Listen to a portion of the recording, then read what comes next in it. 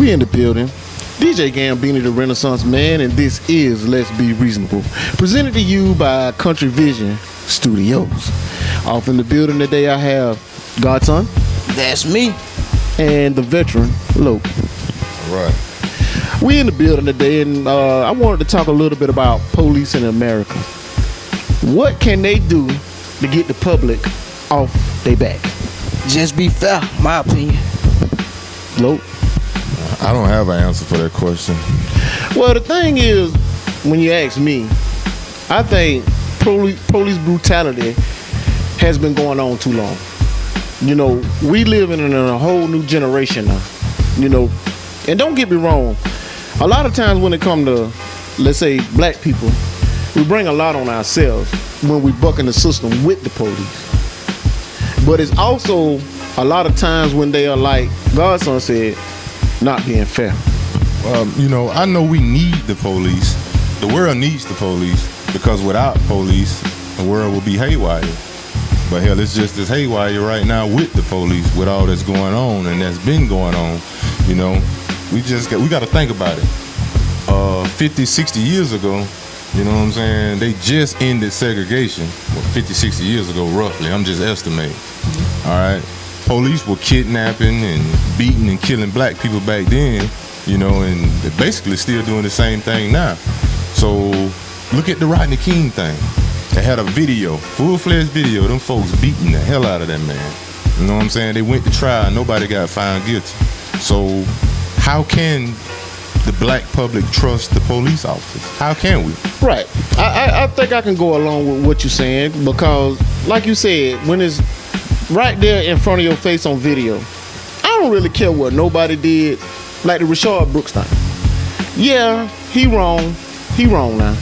And, you know, the sheriff of my time, which really got me in an uproar knowing that the sheriff of my time said it's okay to shoot somebody in the back. But he did bring that on himself due to the fact that when they was going to lock him up, he went to bucking. Then you snatched the cop taser and shoot it at him. Did he deserve death? No, he didn't.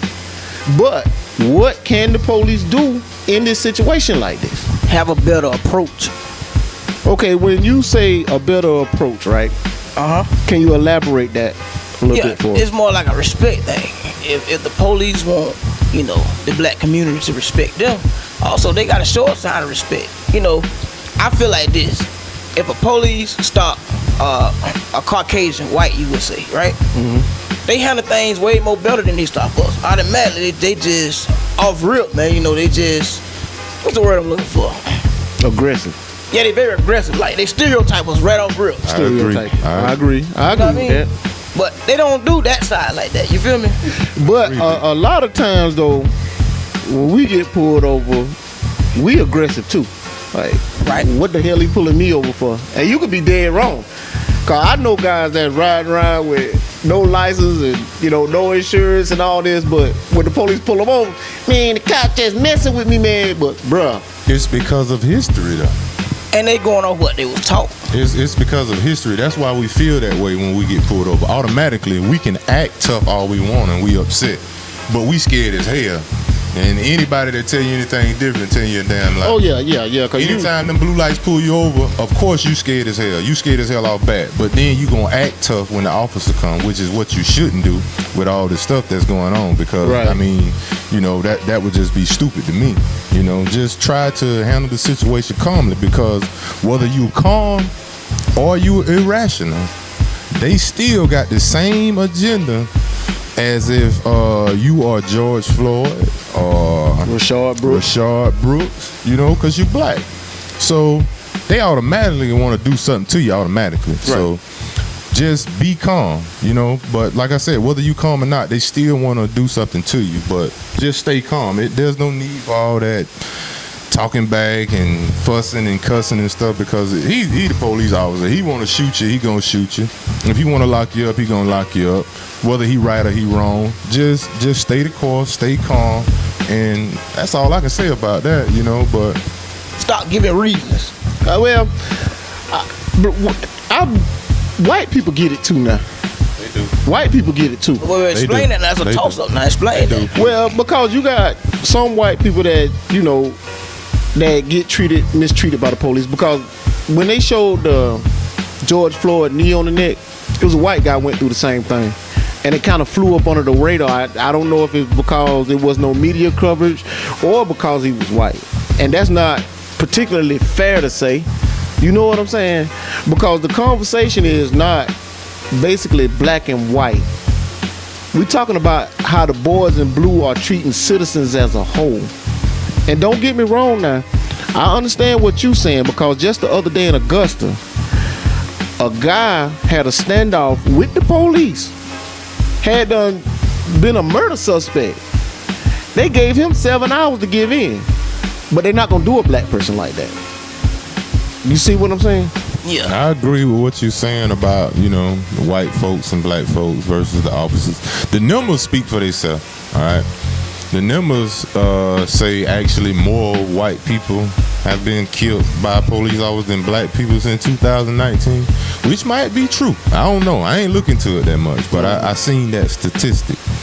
But yet and still, we go through it a lot more than they go through it, regardless of what anybody says. And the reason why, when it's such a big thing, when a white officer kills a black man, is because of history. This country was built up off racism. Right. So if the racism went on back then and it's still going on now and nobody ain't did nothing about it, because we all know America always had a problem with dealing with their own racial issues. We know that. Right. They never did anything to try to stop it. They'll tell us that and have these little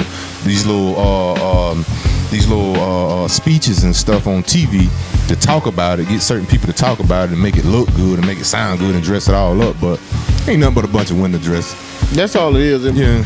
Okay, you said the numbers don't lie, but numbers can be misleading. They can be misleading, but they can be misleading because every time you cut on the TV or cut on your news feed or cut on anything, there's always some black people getting done wrong by the cops. And don't get me wrong, we put ourselves in those situations a lot of times. We do a lot of times, but yet and still, I don't think a death sentence is appropriate for a lot of the things that's going on. There you go, right there.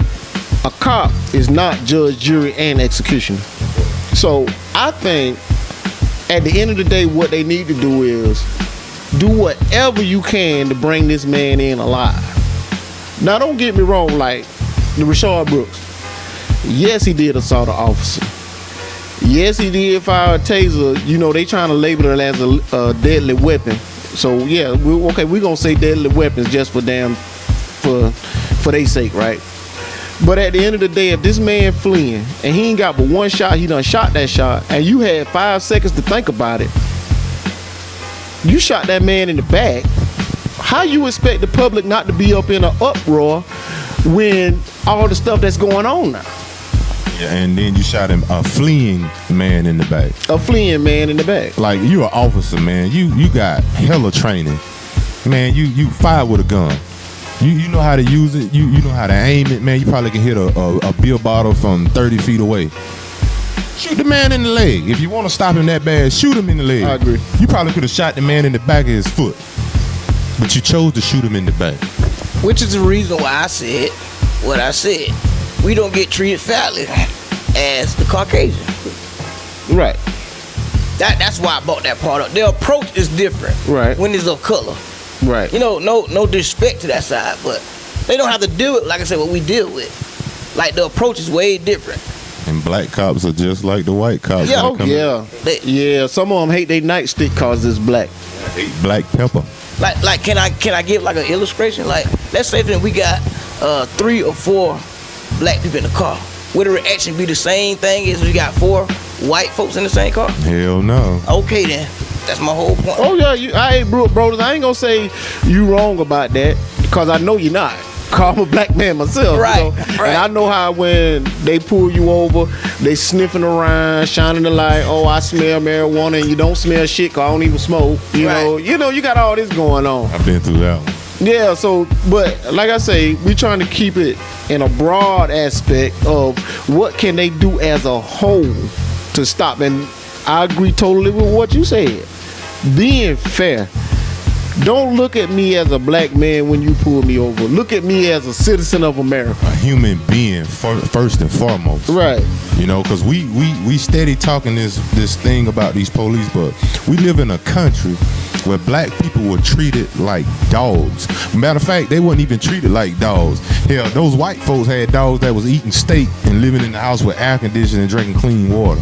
They had air conditioning back then? Yeah, it probably did when it first came out. Yeah. So I think they had the windows up too. I'm talking about when it first came out anyway. But, you know, they treated black people like animals, man. Like, this is America we talking about. And this was 50, 60 years ago. You know what I'm saying? That ain't that long ago. You know what I'm saying? In 15 years, I'll be 50. You know, so that wasn't that long ago, man. And we got to remember that, man. Like, America, I ain't gonna say they ain't trying. They have made steps into doing better. We done came a long way. But Lord, man, it's a lot of messed up stuff still going on, and it's in the system, like the people in high places. But when you done came a long way, that don't mean you done reached your destination. You see what I'm saying? Still got a longer ways to go. Right. And with that being said, this is Let's Be Reasonable, presented to you by Country Vision Studios.